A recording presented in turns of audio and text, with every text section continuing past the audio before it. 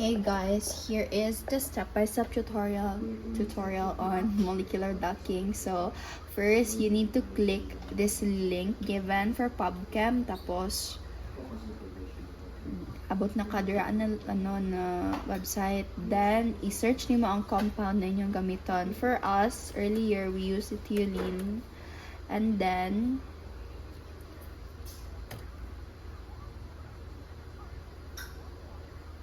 kana first na magawas, i-click nimo siya fully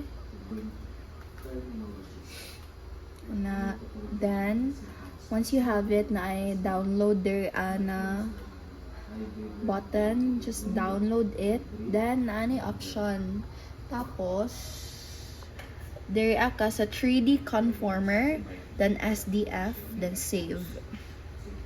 Pag abot nimo dira na download na siya, and next mo kay you need to have your own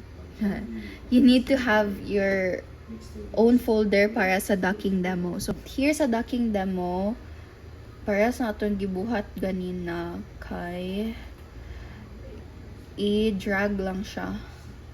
So di ba na nang conformer sa file, i-drag nimo siya diri na move, then na siya diri Next thing kay, once you're done with the first kanang pag-download sa Ligand, there na pud ka sa next site na gibutang. Pag open nimo ana, there ka maadto sa kani PDB. So magkuha na protein dira tapos ang imuhang i-search is 1SMD. So 1SMD kana. Right after that, download files, tapos kaning legacy PDB format, kita ba? Kaning legacy PDB format, downloaded na po na siya. Then same thing nagimo na to sa 3D conformer, with ibutang na to siya dire sa docking demo 2 na folder. Next is i-add na to sa Pymol. Actually, i-open din nimo dapat ang docking demo 2 nimo na folder, tapos open pud ka og Pymol. Then i-drag nimo ang kaning conformer 3D something drag nimo siya dira. And then pag guman nimo drag, kita na mo ni figure, add to dayan sa file, then export molecule. Wait, siya klaro. Okay, export molecule, this one here. After you export molecule, kani mo gawas, then save. Tapos diretso naman na siya sa docking demo 2 na folder. I-name nimo siya sa Ligand, unsay name ato na compound. So since ethylene man naman kana lang, i-label lang siya, and then select nimo save as, dapat kaning PDB kana, kita ba? Yes, that one, PDB. Are you guys following? Sure. Kana, then save. And then check nato siya if na-save ba siya as PDB. Yes, na siya dire. Okay. Karon, open na nato ang Vina Autodoc. Tapos open na to na siya. Open na pod nato ang docking demo na folder. Then kaning luteolin kay atoa siyang i-drag. Okay, drag ana. Tas na ay mga hexagon. Na mga hexagon na mag-appear. After ana, data sa kani Ligand. Tapos input. Wait, actually di siya maklaro. Okay. So after sa Ligand, na option there na input, which is here. Tapos after ng input, kaning choose, then kana luteolin. Kani, then select molecule for Autodoc 4. Then nanay mo gawas ra na yung i-okay lang ninyo na siya. Okay. Next, after balik na po kag-pislit sa Ligand, then ganina kay input man to ato karon kay output. After sa output, na option na save as PDBQT, then kana kita siya. Tapos since may option there, balik ta dito sa atong gihimo nga folder na docking demo 2 kana. After i-save lang nimo siya. Ana lang. Dapat naka-name gyapon siya luteolin. Ana lang. Tapos pag check ni mo ana, i-check na to balik ang Docking Demo 2 na ano, dapat nakasave na siya rather than PDB, dapat PDB Qt na kana. So both na siya. Next na to himuon is open na pud ta balik sa Autodoc. Okay, different dili dapat diri so balik na pud tag Autodoc. Yep, medyo mag-loading pa na siya. Open na po tag another Autodoc. Tapos, balik ka dito sa docking demo. Then, katong protein na itong gisave ganina, which is ang was. Atong protein na gisave na ito ganina, which is kanang 1SMD, kay i-drag na po na to. Okay. Kana ang mag-show up. Yes. Then, after ana, maadto ka sa, mag-delete ka o kanang water molecule. So, edit. Then, ayan na dito, delete water. Kana. Tapos, mo lang. And then, sa hydrogen na po, kanang edit. Tapos, hydrogen, then wait, add, yes lang, yes, tapos polar only, polar only, then the rest wala na kayo hilabtan ana, okay dayon. After that kay sa charges na punta, so dito sa edit charges, add Coleman charges, tapos okay lang ka okay. Next kay balik na sa edit, then asa ba to? Wait, check sana ko. Edit. Check total residues. Wait. Charges. Then, check total. Kani.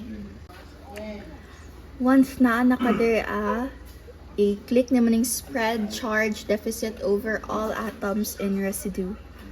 Yes. Kani. Then, okay na pod. Okay. Then, dismiss. Next is macromolecule. Add ta sa grid, then macromolecule, tapos choose. Then mo niya option 1SMD. Tapos select molecule. Nya nan po ni mapakita. Tapos okay. After ana kay i-save na to ni siya sa kung asa tong again folder na to naghihimo. Very important na maghimong separate folder kay dira siya ibutang tanan. And then kana docking demo, then na save lang ni mo dira di kaning these atoms have zero change, okay lang gyapon na then check na to balik sa sa there, if naana ba ang PDB-QT and naman, so muna na siya actually kani was 1SMD PDB-QT. After ana kay himuon na nato tong like iyahang tawagan na iyahang marag X and Y coordinates. So, moadto ta sa grid, then grid box kane nakaana, then dera makita ni mo yung coordinates. Tapos di mo na siya need i-memorize kaya actually ma-save ni mo na ka sa file, tapos output grid dimension file, tapos diri agi hapon sa docking demo 2 ipangalan nato siya grid box. Ano ba? Grid box, tapos txt. Then save. Look, momo. Tapos since save naman na siya, open na to ni wait, maximize na ko. Tapos nakita na nimo ang grid box na nakadiri sa sa docking demo 2 na folder. Then right click lang nimo, tapos mag-add kag new. Nya na ni daghan option, then you have to select text document. Tapos i-name nato daw siya og config. Yep. Okay. Tapos open nato ng config, maabto ka sa kanang murag notes, and then actually ay na lang. Okay, after ana kay naani gihatag si Doc Sherwin na i-follow nimo na siya. So, i-type jud nimo siya manually. So, Kapoy man siya i-type manually. Giahak man ay ara. Kani. Copy lang ako. Di ba? Copy lang ako. Kaya naman ko copy, no? So, i-paste. Then, pero kailangan pala ito mag-base sa grid box, which is kani. Medyo same-same lang mga values, or what? Actually, same lang 40, 40, 40, 8, 58, 19. Yeah. Ang nag-light lang kay ang pangalan. So, dili nga niya pangalan sa sa Ligand. But the rest, okay na. Wait. So, okay na siya. File. Then, i-save lang niyo siya. Check na to sub. Okay, so na siya. Right after ni mo ma-save to, kay adto na ka sa sa command prompt man yata to. Check na ko. Adto na ta dito sa command prompt. Naman yata na siya sa mga laptop jud, guys. Yeah, and pag abot nimo dira mo na ning ka na medyo difficult na part. Paabot nimo sa command prompt, open na po nimo balik ang docking demo 2, then kuhaon nimo ang user's path. So sa ako ang laptop na ginagamit, okay na ko mo kay kanina i-click lang tapos copy. Wait. Copy tapos pag paste mo dira, di mo siya i-correct. Di mo siya directly i-paste na mag-type pa kag CD, small letter C ug D. Tapos tapos i-paste dayan siya. So katong user's path ganina. And then press enter tapos automatically na siya maggawas. After dira challenging kani bay. After dira dapat 'di ba naka-download naman mo nag Vina. Balik mo sa sa File Explorer. Then ang Vina makita na siya diri adto mo sa kanang diri na part tapos naay program files times 86. Tapos naadra ang the Scripps Research Institute, which is this one. Then Vina. Click ang Vina. Okay. So, abot nimo dira same copy nimo ang user's path. Times sub. Pinakawan ako to na copy, so tapos ato lang. Then balik mo sa command prompt. Then once again dili ninyo siya diretso on o paste. Sa mo butang sa mo og nabili niya sa sakyanan. Butang sa mo ng quotation mark and then i-paste niyo mo to. Then dili mo siya i-enter kay one wrong move, di na jud mo siya mabalik. After kay i-follow lang tong gisend ni Doc Sherwin naman na diri Wait, let me scroll. Okay. Kane. Siya procedure na another but for me, mas safe kung ikaw mismo mag-type. After Vina .x. Okay. Then, close. Tapos, i-type lang nimo to. Mano-mano na type ako. Okay. Medyo with trust issues. Tapos, type na to ang 1 SMD ba to itong protein? Wait, check na ko sub sa Dapat, ang inyong i-type, for example, di pakita man niya ang protein nimo. I-input nimo pangalan sa mong protein there, which is kaning 1 SMD PDBQT. Yeah, PDBQT. Ay, mali. Dapat exact guys sa kung sino sa folder. Dapat ma-upload ang pagkasulat ninyo.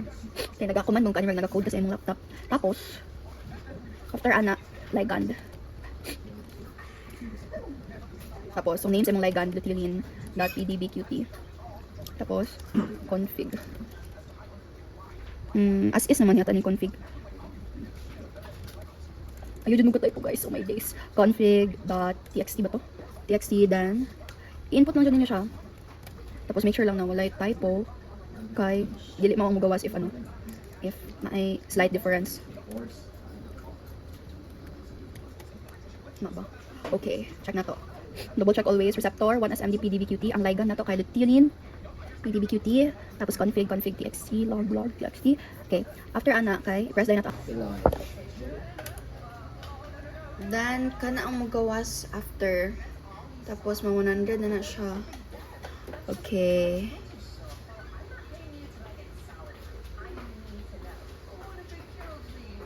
Okay. Mahuman na siya if na yung ani sa last. Tapos, once ma-complete na nimo siya, kanang, adto na ka dito sa, sa, ando na ka diri sa, ducking demo, then, kana automatically naa na ang output ug ang log. So, log and output kana. After ana kay balik na kayo ta dito sa sa PyMol. Okay, after nimo mag-coding, open na nimo ang PyMol balik. Then sa PyMol, wait, actually no. Bag-o na po di ay. Open na po kag new PyMol na software, tapos drag na po nimo. So ang first nimo i-drag, dapat na agyap na. Wait. So ang first nimo i-drag kay ang protein, which is ang 1SMD PDBQT. Tapos makita nimo, wait, kita nimo na. Yes. After ana naning output PDBQT, then manak ka. Yeah. Full. Anang magawa. So, muna first na screenshot. And then, not yet done pa di ay. Para maano nimo siya tumura jud siya cell tan-awon kay adto ka diri sa S. Diri na ASHLC. S, tapos as, then surface. Kana. Mana na. Okay na siya. Tapos, if you want to change colors, kay, lang. Ano? Okay, done. Batch.